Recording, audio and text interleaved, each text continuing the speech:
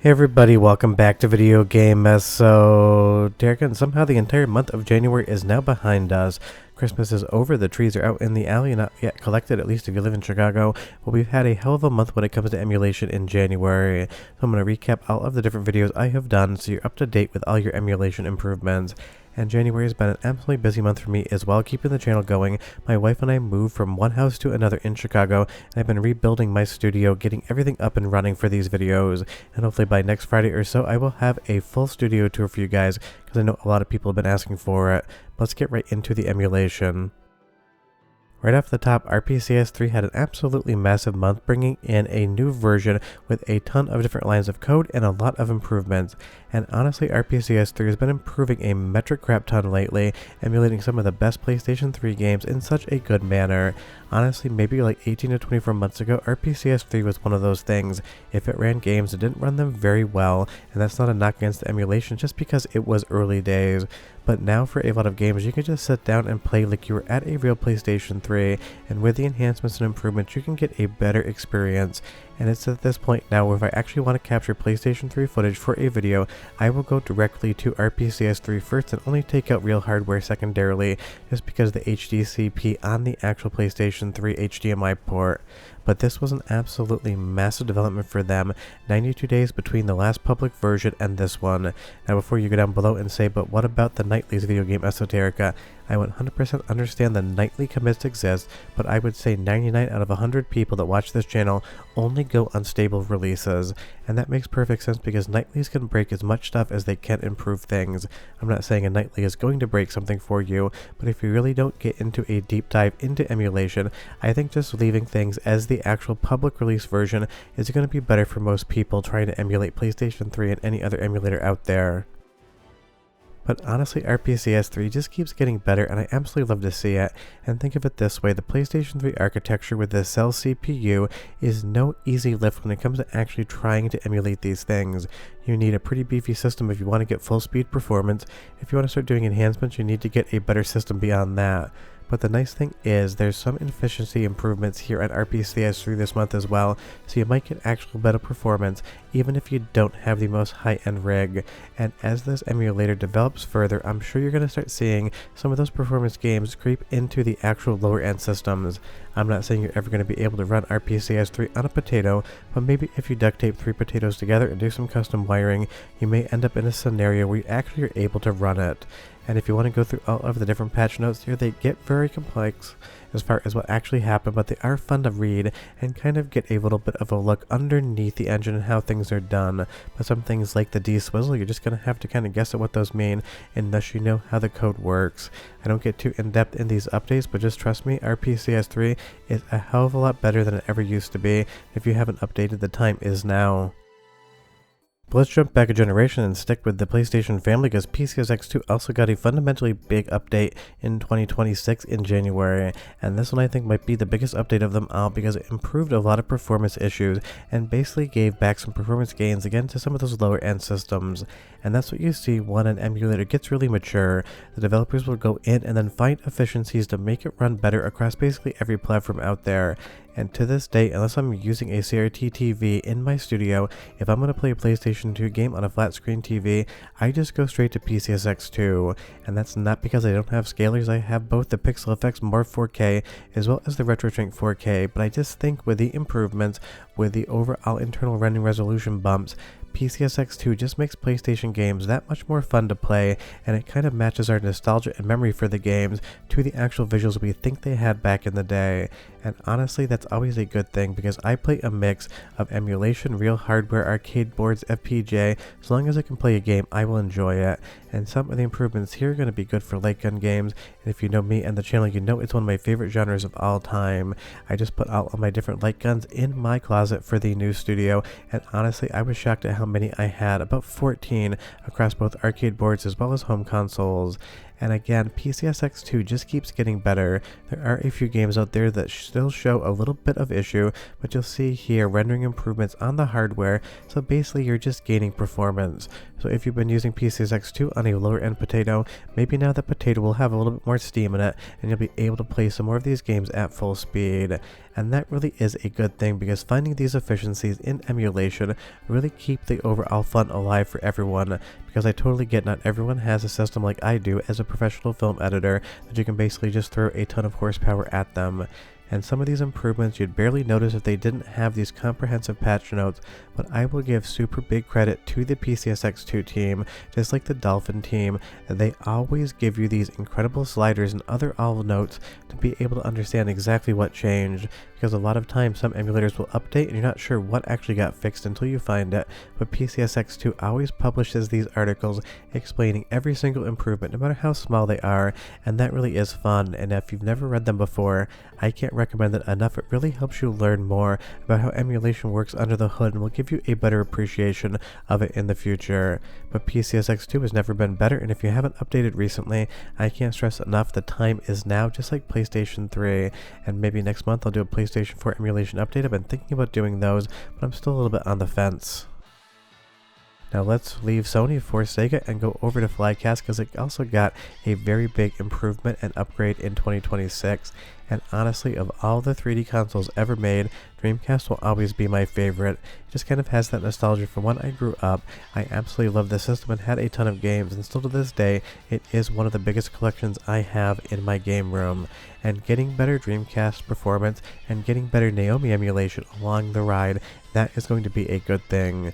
Because don't forget, Flycast just isn't a Dreamcast emulator, it'll emulate NAOMI and NAOMI 2 as well. The only thing it doesn't do is Sega Hikaru, which would be on the Demule side of things, but that updated in December, so it didn't make this month's video. Maybe they'll get an update next month as well.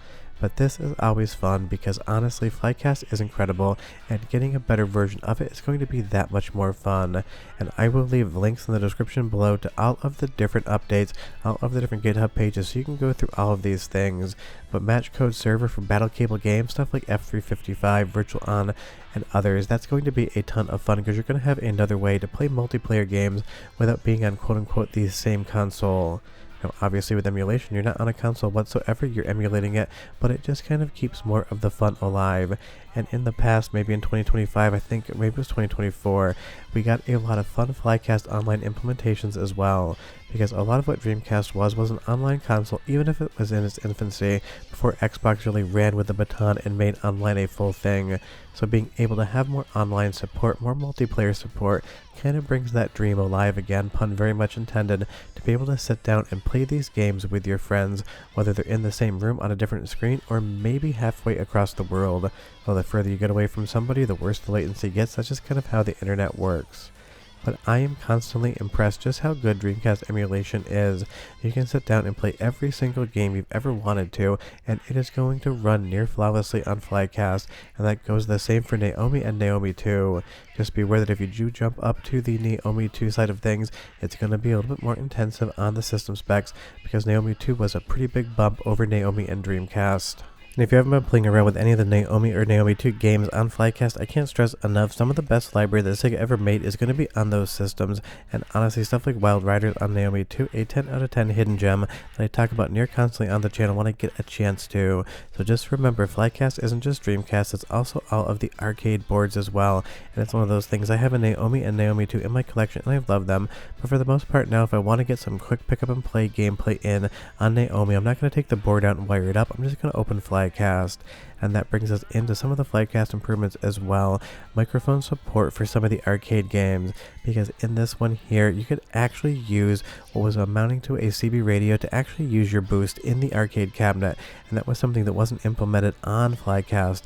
Now granted, there was also a button you could use, so you didn't really miss out on much gameplay whatsoever, but it really goes to show that the dev team here wants everything to be one-to-one to the original experience, so having microphone support in something like NAOMI is going to allow you to do that. And any game that starts off in Chicago, whether it's Emergency Call Ambulance on Model 3 or this one on NAOMI, is going to be a 10 out of 10 for me, so definitely update Flycast, you're going to get a lot better performance. Now, sticking with Dreamcast but moving into a different emulator, this doesn't always happen, but DC, the experimental Dreamcast emulator written in Zing, also got a really nice update in the month of January. Last time I took a look at this, and maybe the only time I have, it was still very early in its development process, and while it did run games, I really couldn't get much of a persistent frame rate, and I will say DC is definitely improving very quickly. It is not going to be as good as Flycast at this point in time, and I don't mean that as a negative, because it is still way earlier in its development cycle than something like Flycast. Because a lot of the emulators I talk about in these monthly updates have been around for years, where DC's been around for I think like 6 to maybe 8 months. But the fact that it's improving this quickly is absolutely impressive, and even though there wasn't really a mere update in January, I feel like both Sega Saturn and Dreamcast emulators, the new ones at least, are trying to speedrun into completion. I think that's just because there's such a foundational knowledge information base out there on how all of this hardware works and how to emulate it compared to maybe 5-10 years ago. Because trust me, you are in a golden era of emulation right now and you just don't realize it yet. You can basically emulate every system out there up through PlayStation 3 and in some ways Xbox 360 as well, and you can basically just have your fun. And I'm sure in the next 10 years you're going to see stuff like comprehensive PlayStation 4 emulation and maybe even Xbox One as well. It's one of those things. People are getting better at writing emulators, computers are getting more powerful, and the shared knowledge between all the emulation developers is just getting better out there. So in DC last time I played it, I wouldn't really recommend it other than a curiosity. Now you can sit down and enjoy a decent amount of games. It's one of those things, sometimes the performance can take a hit, but this is still basically an alpha, so the fact that it works this well at this point in time in and of itself should be something you commend the developers for, because trust me, writing an emulator is not an easy thing. I have absolutely no idea how you do it. My coding is pretty much crap held together with band-aids and dreams, but definitely check this one out. Now we talked about PlayStation and we talked about Sega, it's time to talk about Nintendo, because Azahar got another meaty update in January, and I will say, of all the emulators in current development, I love the handheld emulators the best, because I have a big 3DS collection and I have a lot of hardware and it's really fun to play, especially on the new 3DS XL with all of the fun stereoscopic 3D, but I think these games just absolutely shine when they are emulated, when the internal ring resolution gets a bump, and when you put it on something like an OLED television, it just gives the game a brand new life. And honestly, Azahar has been my go-to for like the last 6 months or so compared to when Citra died, and I will say the Azahar team is absolutely killing it when it comes to improvements. You're getting better performance, you're getting better compatibility, you're getting a better 3DS emulation experience all around, and that 100% just does it for me, because again, it's one of those things, I just prefer playing DS and 3DS games on televisions now, because I don't really travel for work all that much. I work for myself, and I'd say 80% of my time is as an editor, so I'm just sitting in my office at home, so I don't really have a lot of time or need to pick up a handheld. So if I want to play a handheld game after I'm done working, I just load up an emulator, I take the HDMI cable out of the back of my computer and pop it into my OLED, grab a controller and just sit down and have fun with it. And Azahar has absolutely played everything I needed to play, basically flawlessly. And the nice thing is you don't need to have a massive CPU for something like this, or GPU either. It'll run on basically everything, but if you want to get really high into the internal ring resolution bumps, definitely bring some overall horsepower. But you'll see here, improved texture filtering when using the Vulkan renderer. I basically always default to Vulkan unless I have an issue with it, so getting better graphical performance is always going to be a good thing, because you don't want glitches in your games, you don't want texture issues. Really the goal of emulation at the end is to make sure you don't even really think about how you're playing the game. You just want to sit down, grab a controller, however else you want to control it, and then go ahead and enjoy yourself. And that's something that Azahar is definitely giving you.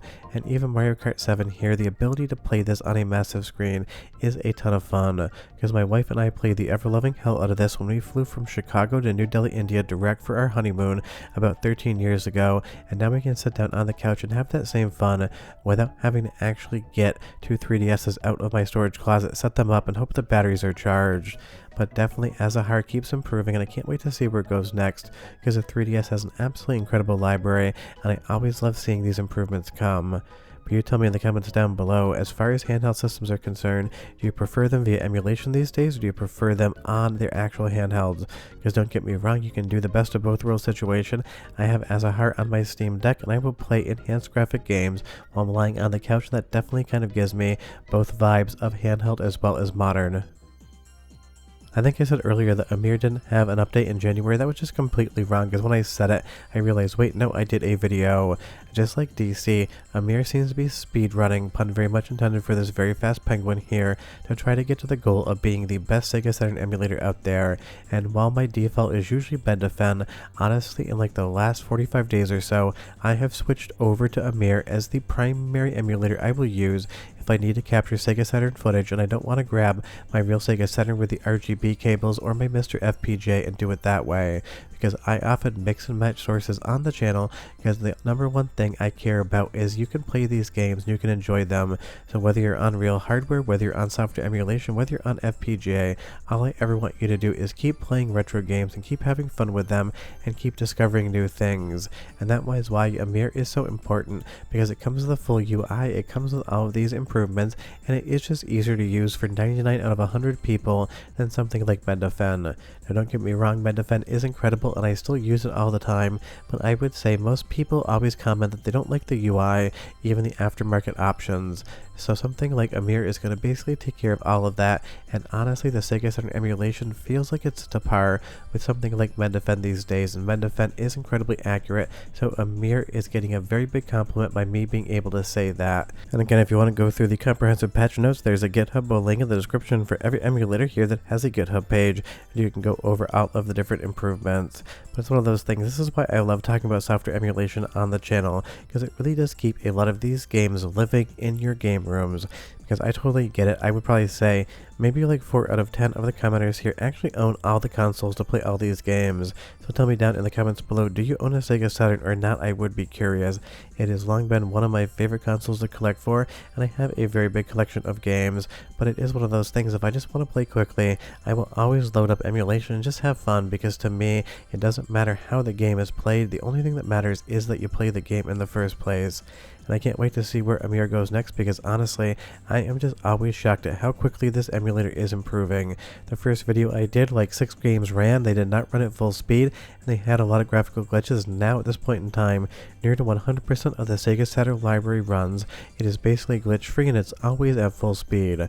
I'm sure there's an edge case here or there, but honestly, everything is looking good, and you'll even get some VDP1 rendering improvements in this version of the game.